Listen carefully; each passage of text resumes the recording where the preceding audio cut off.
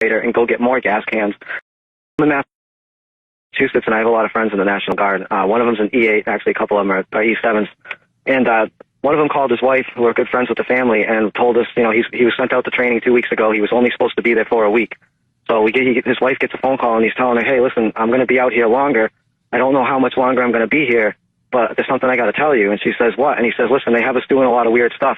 He said, I've been out here training at night, and for the last week we've been doing night training, and he said, basically, quote-unquote training.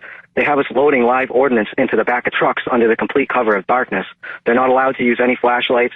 The buildings where they're getting the ordnance from, they're not allowed to have lights on. The trucks are not allowed to have lights on, and they're only allowed to use night vision. And he tells his wife, he said, hey, listen, you got to tell our friends, and I want you to do this. You need to go get extra batteries, and you need to fill up the gas cans for the generator and go get more gas cans. He said, there's a lot of rumors floating around. I don't know what's going to happen. Now, I have other friends in there, so I wanted to confirm this, so I asked one of my other buddies to give a call and ask what's going on. I said, hey, you in training? And he said, yeah, I'm in training. I'm in New York. He said, I'm only supposed to be here for 2 weeks, and now they're telling us that they don't know how long we're going to be here. And I asked him, I said, are you training at night with live ordnance? And there was about an hour pause before a message came back. And he said, how the bleep do you know that? And he doesn't know I'm talking to the other one. I guess the most creepy thing he was saying is that they're loading truck after truck with live ordnance under the complete cover of darkness. And he told me that in his 15 years of service, he's never done any type of training like this.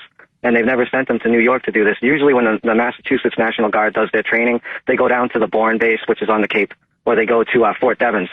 So they're over in New York doing this. Now, I don't know if you covered this, but the same week that they're there training, New York television released a public service announcement. It was a video, and it freaked a bunch of people out to the point where the governor had to respond to it, telling people what to do in the event of a nuclear explosion.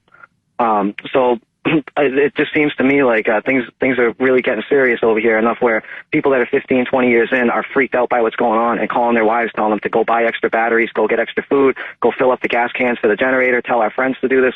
We don't know what's going to happen, but I guess there's a lot of rumors going around. And when she asked, what are the rumors going around, he told her, I really can't say anything on the phone, and I shouldn't even have said this to you on the phone.